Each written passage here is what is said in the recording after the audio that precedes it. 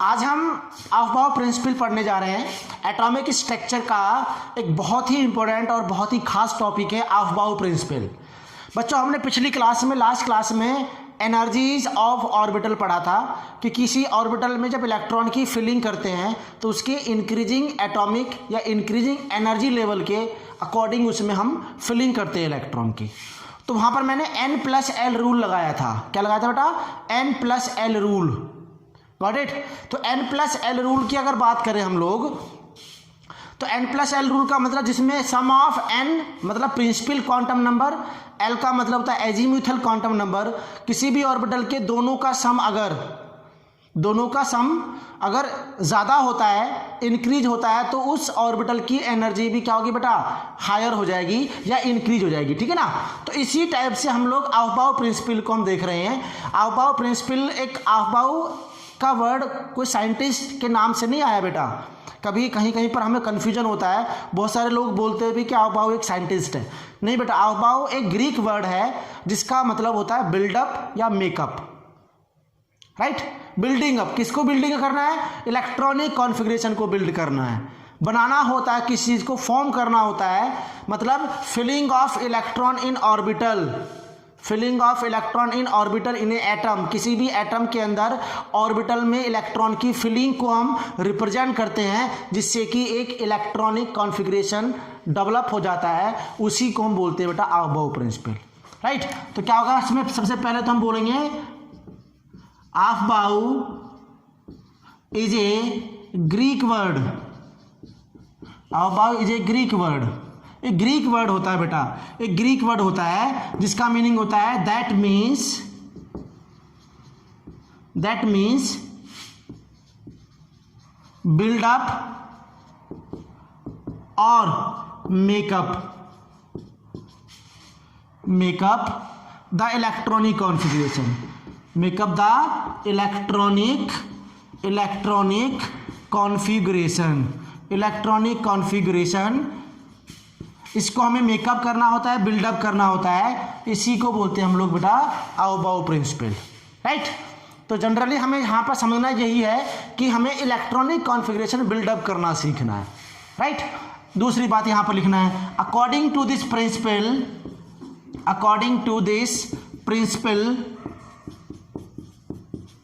The filling of electron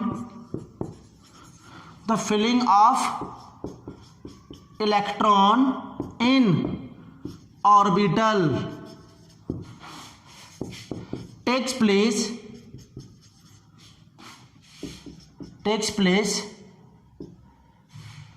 in increasing order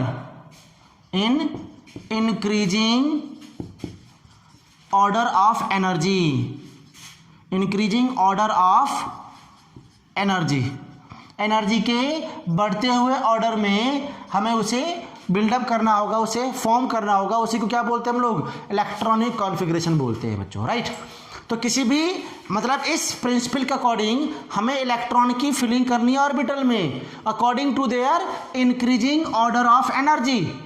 और हमें increasing order of energy को हमने पहले सीख लिया लास्ट क्लास में, n+l रूल। क्या बोला बेटा? n+l rule. तो हम बोल सकते हैं हम लोग यहां पर ये एनर्जी, इंक्रीजिंग एनर्जी, या कह सकते हैं energy of orbital, increasing energy of orbital define by the n+l rule. n+l rule के अकॉर्डिंग हम लोग इसकी ऑर्बिटल की एनर्जी को फाइंड आउट करते हैं। Got it? जैसे बेटा आप लोग हम जानते हैं कि जैसे हमने बोला था पिछली क्लास में, बोला था कि जैसे हमने बोल दिया 1s, इसके बाद में 2s बोल दिया, इसके बाद में 2p बोल दिया, इसके बाद में 3s बोल दिया, फिर यहाँ पर 3p, इसके बाद में हमने क्या बोल दिया? 3p और 3d, फिर यहाँ पर हमने 4s बोल दिया। तो इस टाइप से हमने यहाँ पर ये फॉर्म करा है। और एक लास्ट में हमने बोल दिया है 4p। Got it? तो यहाँ पर ऑर्बिटल है, इनमें इलेक्ट्रॉनिक की फिलिंग हमें इंक्रीजिंग ऑर्डर में कर रहा है। मैंने पिछली क्लास में आपको समझाया भी था। तो बेटा इस केस में हमें क्या लगाना है, n+l रूल लगाना है। तो इसी के बेस पर मैं अबाव प्रिंसिपल भी बहुत अच्छे से डिस्क्राइब कर दूंगा। तो यहाँ पर n+l रूल लगाऊंगा। हर किसी ऑर्बिटल में n+l रूल लगाया जाता है, n+l रूल जितने अच्छे से n+l रूल आएगा उतनी अच्छे से हम लोग किसी भी एटम का इलेक्ट्रॉनिक कॉन्फ़िगरेशन बहुत बढ़िया तरीके से अच्छी तरीके से हम लोग कर पाएंगे। हर किसी पर n+l रूल लगा देंगे, n+l रूल लगा देंगे। इस टाइप से आप लोग एनर्जी का ऑर्डर हम बहुत अच्छे से डिस्क्राइब कर पाएंगे। n क्या बेटा इसके लिए 1, l के लिए s का वैल्यू 0 तो इसका वैल्यू 1 आ गया। ऐसे n+2+0 तो इसका वैल्यू 2 आ गया। फिर यहाँ पर निकालेंगे 2 प्लस इसके लिए p के लिए वैल्यू कितना आता है बेटा, यहाँ पर हम लोग देंगे 2s, 1 कर दिया तो यहाँ पर क्या जाएगा 3 आ जाएगा। 3 + 0 s के लिए 0 तो यहाँ पर 3 आ गया। 3 प्लस p के लिए 1 तो 4 आ गया। 3 प्लस d के लिए 2 तो यहाँ पर 5 आ गया। 4 + 0 तो इसके लिए बेटा 4 आ गया। और 4 + 1 तो इक्वल टू क्या आ गया 5 आ गया। तो हमारा यहाँ पर n+l का सम आ गया, जिससे कि आप जानते हैं कि n+l का वैल्यू जैसे जैसे बढ़ता रहेगा एनर्जी भी ऐसे ही बढ़ती रहेगी। 1s फिर ऐसे 2s फिर इसके बाद में 3 और 3। देखो बेटा यहाँ पर ये जब n+l दोनों की वैल्यू सेम आ जाए n+l की, तो मैंने आपको पहले बताया था कि उसमें हमें प्रिंसिपल क्वांटम नंबर देखना है जब दोनों n+l दोनों बराबर आ जाए। तो इन दोनों में से प्रिंसिपल क्वांटम नंबर इसका ज़्यादा होगा तो एनर्जी भी इसकी ज़्यादा होगी। 2p से हमारा 3p ज़्यादा होगा, 3s हो ज़्यादा हो गया एनर्जी में। इसके बाद में फिर आपका 3p 4 आ गया। फिर अब दोनों में से एनर्जी उसकी ज़्यादा होगी जिसका प्रिंसिपल क्वांटम नंबर ज़्यादा होगा, तो हमने 3p बोल दिया। 3p से बाद में क्या आएगा बेटा 4p, फिर इसके बाद में 3d आएगा 3d और इसके बाद में फिर 5 हो गया। तो इस 5 की 4 है प्रिंसिपल क्वांटम नंबर, तो इसके बाद में लास्ट में क्या होगा बेटा 4p। तो ये हमारा ऑर्बिटल का इंक्रीजिंग ऑर्डर। इसी के बेस पर हमें इलेक्ट्रॉनिक कॉन्फ़िगरेशन करना होता है बेटा। इसी के बेस पर हमें क्या करना होता है इलेक्ट्रॉनिक कॉन्फ़िगरेशन। हर एक एटम का हम बहुत अच्छे से बहुत तरीके से हम लोग इलेक्ट्रॉनिक कॉन्फ़िगरेशन निकाल लेते हैं। और ये इलेक्ट्रॉनिक कॉन्फ़िगरेशन हमारे एग्जाम पॉइंट ऑफ व्यू से बहुत ही इंपॉर्टेंट है, बहुत ही इंपॉर्टेंट है। मतलब इस इलेक्ट्रॉनिक कॉन्फ़िगरेशन, इलेक्ट्रॉन किसी एटम के अंदर किस टाइप से किस अरेंजमेंट में लगे होते हैं, फील्ड होते हैं ऑर्बिटल में, उसको रिप्रेजेंट करना ही कहलाता है इलेक्ट्रॉनिक कॉन्फ़िगरेशन, जो हमें सीखना है आज, बहुत अच्छे से सीखना है। तो अफबाउ प्रिंसिपल बस यही बताता है कि किसी भी एटम के अंदर इलेक्ट्रॉन की फिलिंग, किसी भी एटम में इलेक्ट्रॉन की filling in orbital is known as electronic configuration. तो फटाफट से आप लोग पहले हेडिंग लगाओ बेटा अफबाउ प्रिंसिपल, और इसमें 3 पॉइंट को आप नोट करो और फिर ये वाला एग्जाम्पल भी नोट करना, क्योंकि मुझे समझाना है आगे जो अफबाउ प्रिंसिपल में आने वाला है। हालांकि मैंने इस एग्जाम्पल को पहले भी समझा चुका हूँ, लास्ट क्लास में मैंने समझाया है एनर्जीज ऑफ ऑर्बिटल्स।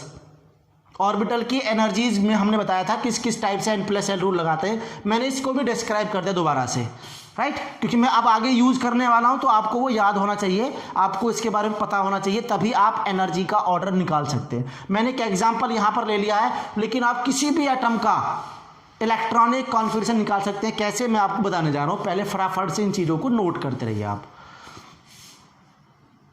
तो पहले हेडिंग लगा लो बेटा अफबाउ प्रिंसिपल।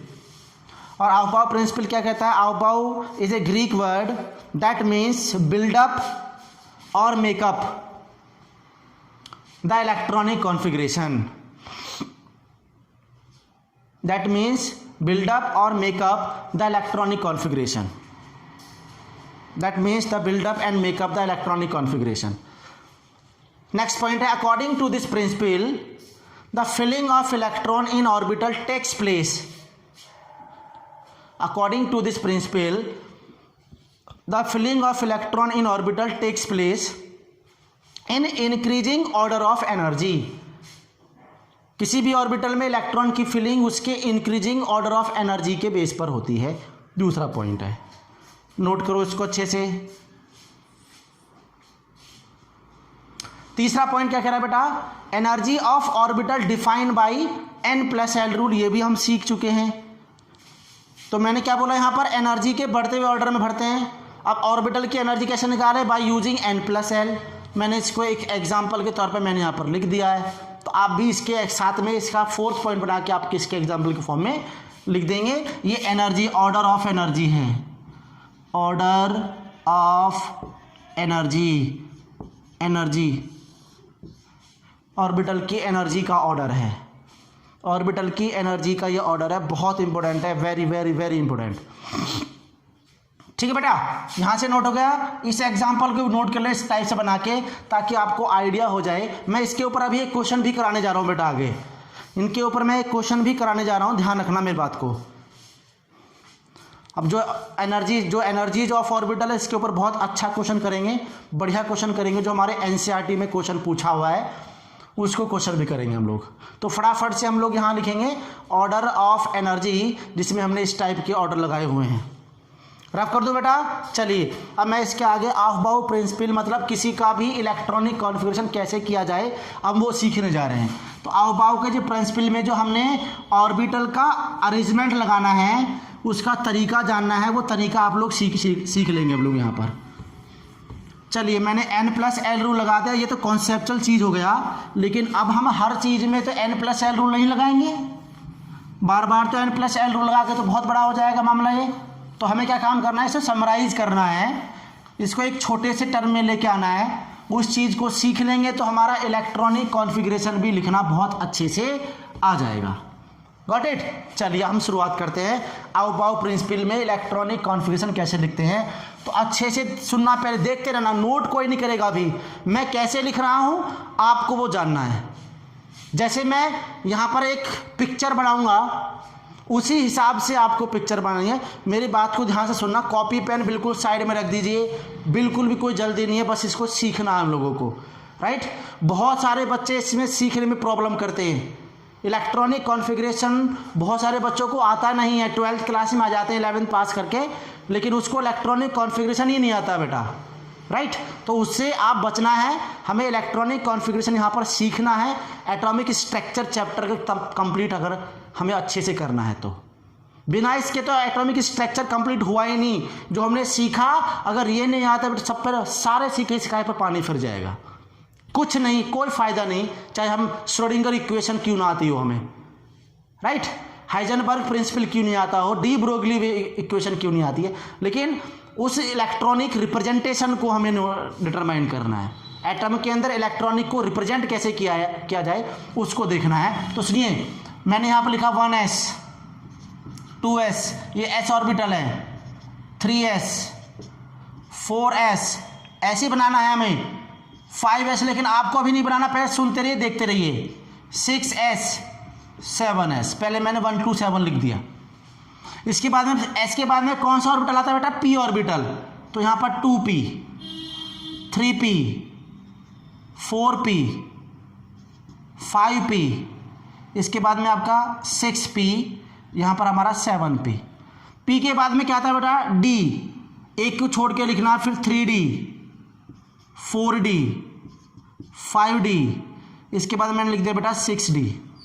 d के बाद में क्या आता है, f आता है, 4f 5f लिख दिया। आगे भी कर सकते हैं लेकिन कोई मतलब नहीं है, आप यहाँ तक से रखिए इसमें। अब मैं क्या काम करता, मैंने सारे ऑर्बिटल लग दिए आपको, इसके अकॉर्डिंग ही मुझे बड़े से बड़े एलिमेंट का इलेक्ट्रॉनिक कॉन्फ़िगरेशन लिखना आ जाएगा, ये चीज़ याद रखें। तो बेटा मैं क्या करना है, इन ऑर्बिटल को इंक्रीजिंग ऑर्डर में लगाना है, तो इन सभी पर तो n+l रूल लगाना लग तो जाएगा, लेकिन बहुत टाइम टेकिंग होगा, हर बार हम ऐसा नहीं करेंगे। तो इसका मतलब एक हमने पिक्चर याद कर लेना, जैसे हमने लिखा यहाँ पर। अब इसमें हमें क्या करना है, शुरुआत यहाँ से करनी है बेटा, इस टाइप से। देखो मैंने यहाँ पर ऐसे लाइन ड्रॉ कर रहा हूँ, पहले तो मैंने ऐसे लाइन ड्रॉ कर दिया है, आपको भी ऐसे लाइन ड्रॉ करना है। इस लाइन पर देखो ये वाला ऐसे इसे कट कर रहा है, यहाँ से लिख दिया। फिर मैंने क्या कर दिया,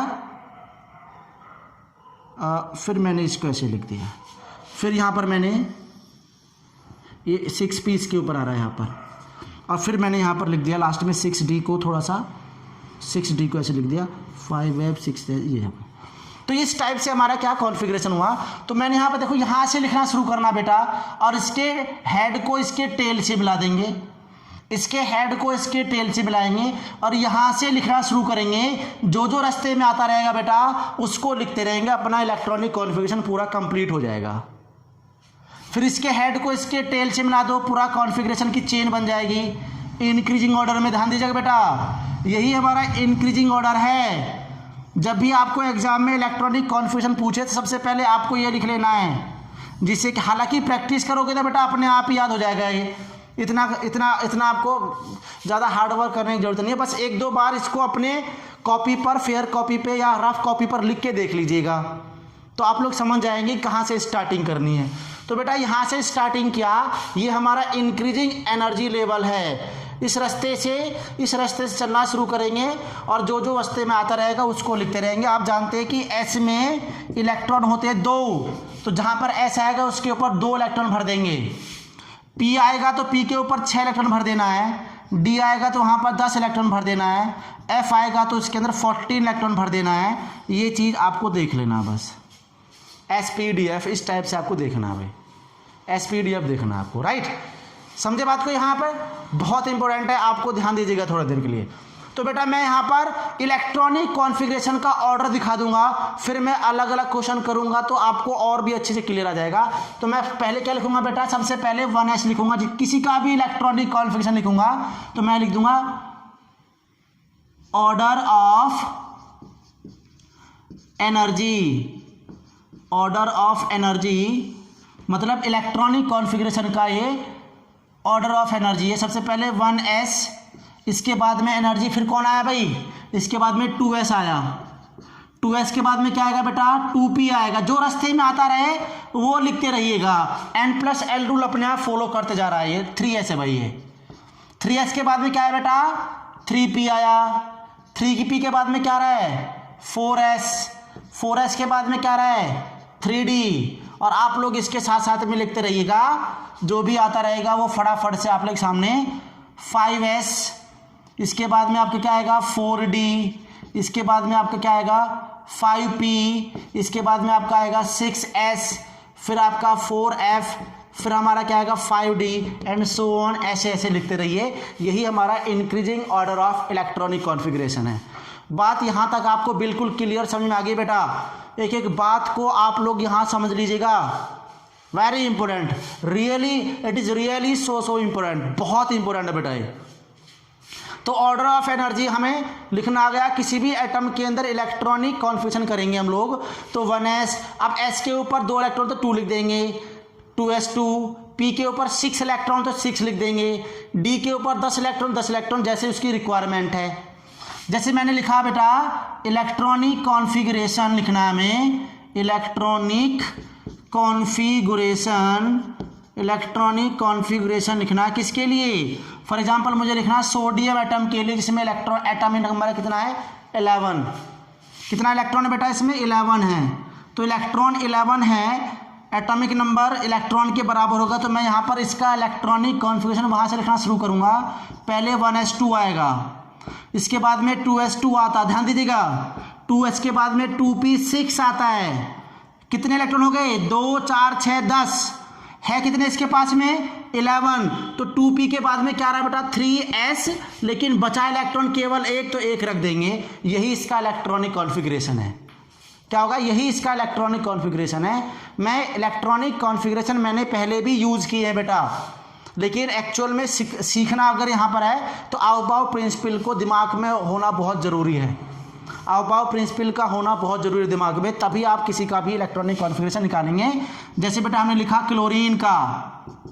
अब क्लोरीन में क्या होगा, क्लोरीन में 17 इलेक्ट्रॉन है, आप लोग जानते हैं सभी। 17 एटॉमिक नंबर है तो इलेक्ट्रॉन भी 17 होंगे। तो क्या करेंगे हम लोग यहाँ पर 1s2 से स्टार्ट करेंगे, 2s2, 2p6, 3s2, कितने हो गए 2 2 4 6 10 और 2 12 है। कितने इलेक्ट्रॉन 17, 5 बच गए। तो 3p में आते 6 इलेक्ट्रॉन, लेकिन 5 है तो 5 भर दिया, 1 इलेक्ट्रॉन खाली रहेगा। तो ये हमारा इलेक्ट्रॉनिक कॉन्फ़िगरेशन हो गया। बात मेरी ध्यान से समझ चुके हैं आप लोग। जैसे बेटा मैंने क्या लगा सल्फर -2 कह दिया, इसने चार्ज है इसके ऊपर -2। सल्फर के ऊपर कितना इलेक्ट्रॉन है 16 है। ध्यान रखना बेटा जिसके जितने ऊपर चार्ज होते हैं ना, तो इलेक्ट्रॉन में से या तो माइनस करने होते हैं या प्लस करने होते हैं, लेकिन चार्ज क्या है यहाँ पर माइनस।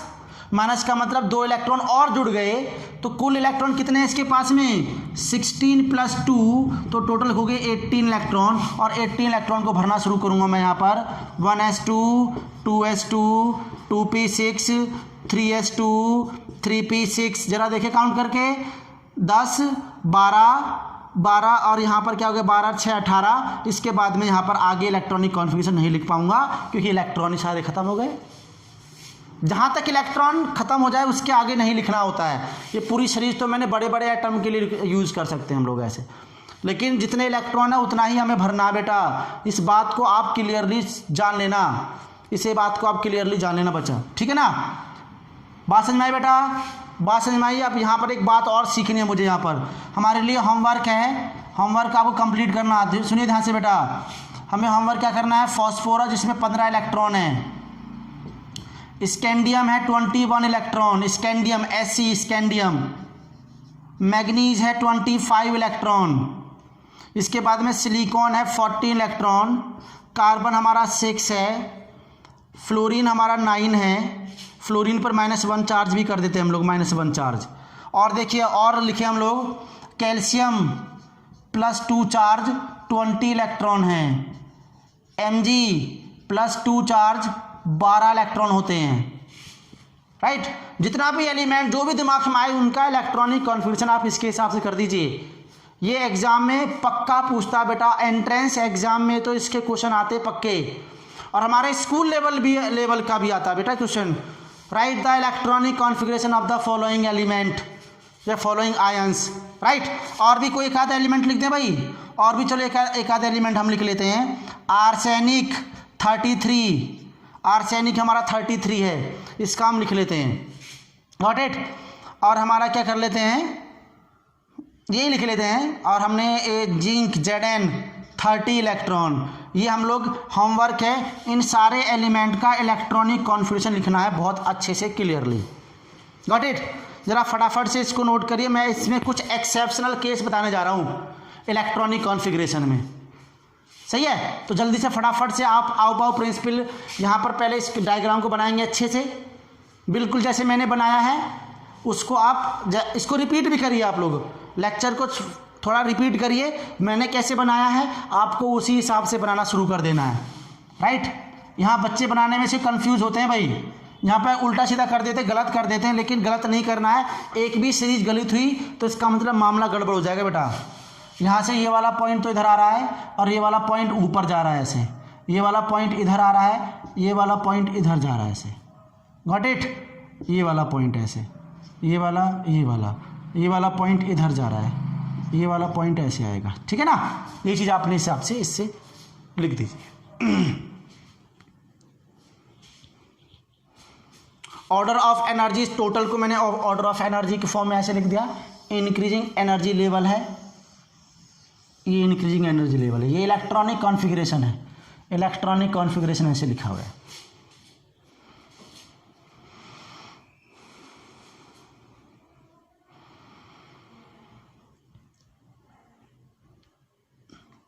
हो गया भाई, good. Phosphorus, scandium, manganese, silicon, carbon, fluorine, calcium, magnesium ion है, आर्सेनिक है, जिंक है, इन सब का आपको इलेक्ट्रॉनिक कॉन्फ़िगरेशन करके दिखाना है। आप जब PDF सेंड करेंगे तो बेटा इस होमवर्क को भी आप मैं देखूंगा, इसे कंप्लीट करके आगे बढ़ना है, इसे कंप्लीट करके आगे बढ़ना है, इसके बाद में फिर उसको हमें देखना अच्छे से, गॉट इट। बात समझ में आएगी बेटा।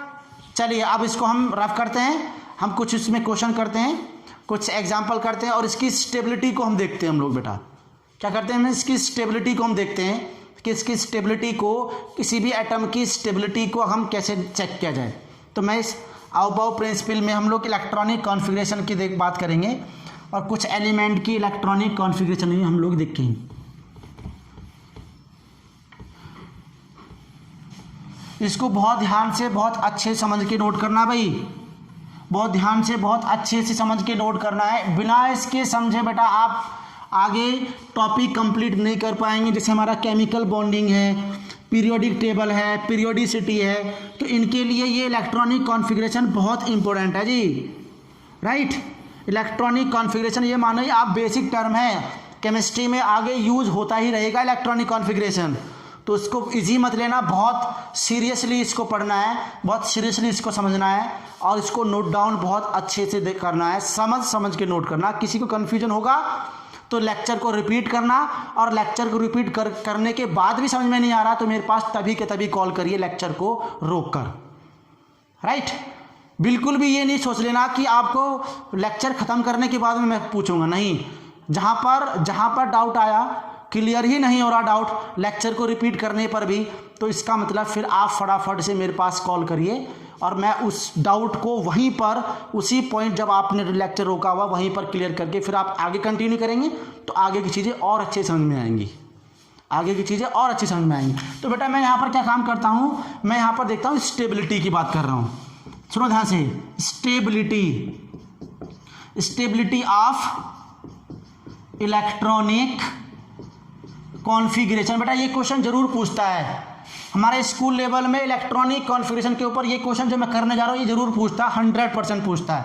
इलेक्ट्रॉनिक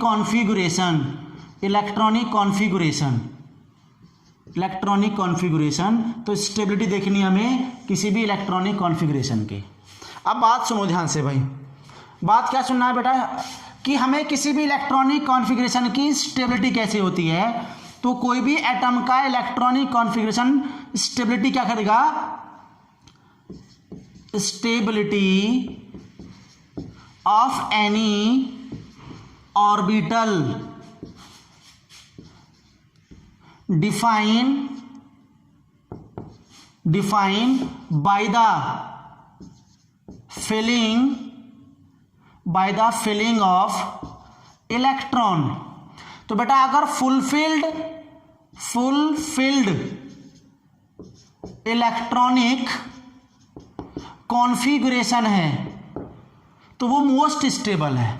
किसी भी एटम के अंदर ऑर्बिटल या उसके अंदर फुलफिल इलेक्ट्रॉनिक कॉन्फ़िगरेशन है, ऑर्बिटल पूरा भरा हुआ है भाई। इलेक्ट्रॉनिक कॉन्फ़िगरेशन ऑर्बिटल के अंदर इलेक्ट्रॉन की फिलिंग के कारण तो बनता है, और उन ऑर्बिटल के अंदर इलेक्ट्रॉन अगर पूरा भर जाए का मतलब कि अगर एस में दो इलेक्ट्रॉन आ जाए, पी में पूरे 6 इलेक्ट्रॉन भर जाए, और डी में 10 इलेक्ट्रॉन और एफ में हमारा 14 इलेक्ट्रॉन, तो इस तरह का अगर कॉन्फ़िगरेशन आ रहा है हमारे किसी एटम में तो उसे बोलते हैं फुलफिल्ड, जो मोस्ट स्टेबल होता है। क्या होता है बेटा, वो मोस्ट स्टेबल होता है। मेरी बात को ध्यान से सुनते रहना। इसके बाद में क्या होता है बेटा, half field electronic configuration. Half field का मतलब एस में 1 इलेक्ट्रॉन, पी में 3 इलेक्ट्रॉन, डी में आपका आधा 5 इलेक्ट्रॉन और एफ में 7 इलेक्ट्रॉन। तो इससे स्टेबल तो है लेकिन फुलफिल वाले से कम स्टेबल है। Got it. और इसके बाद में सबसे लीस्ट स्टेबल बेटा कौन सा है, इनकम्प्लीट इलेक्ट्रॉनिक कॉन्फ़िगरेशन मतलब जिसमें ना तो फुलफिल्ड हो ना हाफ फील्ड हो। एस की तो बात छोड़ देते क्योंकि इसमें तो फुलफिल हाफ फील्ड दोनों रह सकते हैं। पी में क्या रहेगा, 3 और 6 को छोड़कर, जैसे आपका 1 2 5 4 5 ये सारे इनकम्प्लीट कैटेगरी में आएंगे। 6 और 3 को छोड़कर ऐसे डी और एफ में भी आएंगे। तो ये बात ध्यान रखना बेटा। तो जो फुलफिल इलेक्ट्रॉनिक कॉन्फ़िगरेशन है तो वो मोस्ट स्टेबल है, और हाफ फील्ड जो होगा हमारा बट ये लेस स्टेबल होगा। तो जैसे मैं आपको ध्यान दीजिएगा, जैसे मैं 2 एग्जाम्पल कर रहा हूँ। मैंने यहाँ लिख दिया क्रोमियम, या क्रोमियम से पहले मैं कॉपर लिख दिया जिसमें 29 इलेक्ट्रॉन है। फिर यहाँ पर मैंने क्रोमियम लिख दिया बेटा 24 इलेक्ट्रॉन है।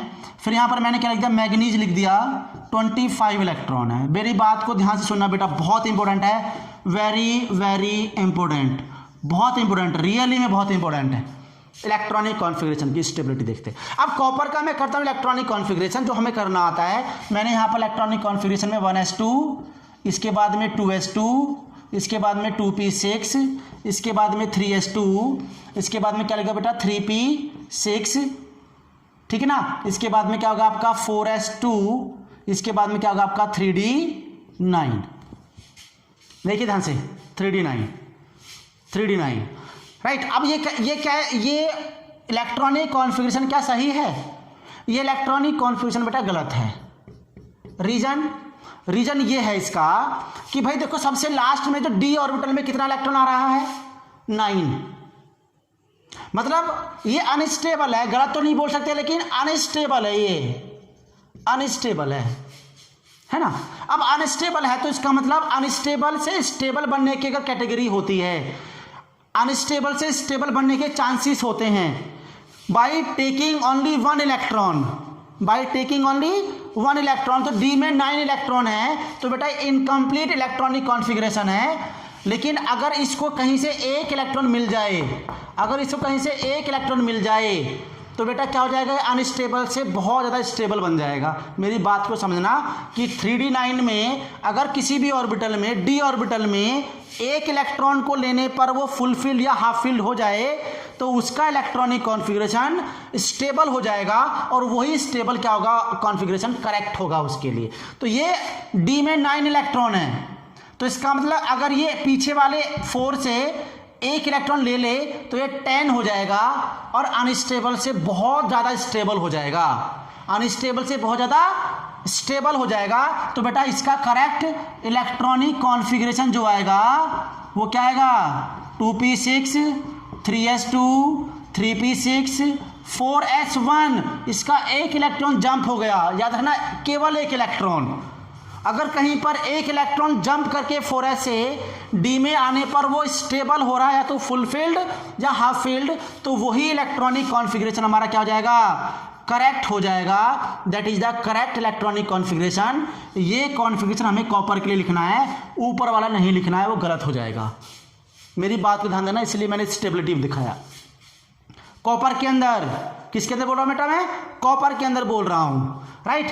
क्रोमियम के अंदर बात करूंगा मैं, 24 इलेक्ट्रॉन है, मैं इसका करूंगा electronic configuration 1s2 2s2 2p6 3s2 3p6 4s2 और यहाँ पर 3d4 आ रहा है। अब डी में कितना इलेक्ट्रॉन, 4। अगर इसको कहीं से एक मिल जाए तो कितना हो जाएगा, 5, और 5 होगा तो बेटा क्या होगा, हाफ फील्ड है, ये भी स्टेबल है, राइट। एक इलेक्ट्रॉन को लेकर वो फुल फील्ड हो जाए या हाफ फील्ड हो जाए तो उसका स्टेबिलिटी ऑर्डर हमें दूसरा लिखना पड़ता है, उसका इलेक्ट्रॉनिक कॉन्फ़िगरेशन हमें स्टेबल वाला लिखना पड़ता है। तो इसका मतलब ये क्या, अनस्टेबल है, ये कैसा है, अनस्टेबल है। तो इसका मतलब इसको नहीं लिखा जाएगा। तो करेक्ट मेथड क्या हो जाएगा हमारा, 1s2 2s2 2p6 3s2 3p6, electron चला गया यहाँ पर 4s1 और यहाँ पर 3d5, that is the stable electronic configuration. Chromium के लिए हमारा ये वाला करेक्ट होगा, ऊपर वाला गलत है। यही क्वेश्चन में इलेक्ट्रॉनिक कॉन्फ़िगरेशन देखने के लिए बताता है। बात मेरी सुन लेना ध्यान से। अब मैं मैग्नीज का लिखना चाहूँ तो 25 इलेक्ट्रॉन, जरा सुना मेरी बात ध्यान से, देखो अब यहाँ पर समझ में आ जाएगा कि क्या कंपैरिजन है इसमें। 1s2 2s2 2p6 3s2 इसके बाद में 3p6 4s2 3d5। अब डी में 5 इलेक्ट्रॉन पहले से हैं, इसका मतलब क्या, इसको एक इलेक्ट्रॉन लेने की जरूरत पड़ेगी ना, अगर ले भी लेगा तो 6 हो जाएंगे, लेकिन ये तो 5 है, हाफ फील्ड है, इसका मतलब यही स्टेबल रहेगा, यही करेक्ट रहेगा। मैं आयरन लिख देता हूँ, 26 इलेक्ट्रॉन है आयरन में, लिखूंगा 1s2 2s2 2p6 3s2 3p6 4s2 और 3p6। अब ये बोल लो कि 3d6 है बेटा, अब ये बोलो कि डी में 6 इलेक्ट्रॉन है, ना तो फुल फील्ड ना हाफ फील्ड। अरे अगर डी में से एक इलेक्ट्रॉन ये ले लेगा तो 7 हो जाएगा, तब भी इनकम्प्लीट रहेगा। ये तो मैंने क्या बोला, स्टेबिलिटी केवल तो वहाँ पर चेंज करनी होती जहाँ पर एक इलेक्ट्रॉन को लेकर वो या तो फुल फिल हो जाए या वो हाफ फिल हो जाए, या तो वो फिल हो जाए या वो हाफ फिल हो जाए। वहीं पर पॉसिबिलिटी है जो केवल कॉपर और क्रोमियम के अंदर पॉसिबल होगा और किसी के अंदर पॉसिबल नहीं होगा। इस बात को ध्यान रखना। तो इसका मतलब आयरन का भी इलेक्ट्रॉनिक कॉन्फ़िगरेशन वही रहेगा, वही स्टेबल माना जाएगा। लेकिन कॉपर क्रोमियम में एक इलेक्ट्रॉन को लेकर वो फुलफिल होने की टेंडेंसी रख सकता है, तो इसका मतलब उसका स्टेबल इलेक्ट्रॉनिक कॉन्फ़िगरेशन लिखा जाएगा, अनस्टेबल वाला बिल्कुल नहीं लिखा जाएगा। बात समझ गए ना भाई। तो ये अनस्टेबल वाला बिल्कुल नहीं लिखा जाएगा, केवल स्टेबल वाला इलेक्ट्रॉनिक कॉन्फ़िगरेशन ही लिख सकते हैं। यही हमारा स्टेबिलिटी ऑफ इलेक्ट्रॉनिक कॉन्फ़िगरेशन है। इनको आप फटाफट से नोट करिए। सबसे पहले लिखना है स्टेबिलिटी ऑफ इलेक्ट्रॉनिक कॉन्फ़िगरेशन, और ये आपका पॉइंट लिखना शुरू करना है सारे।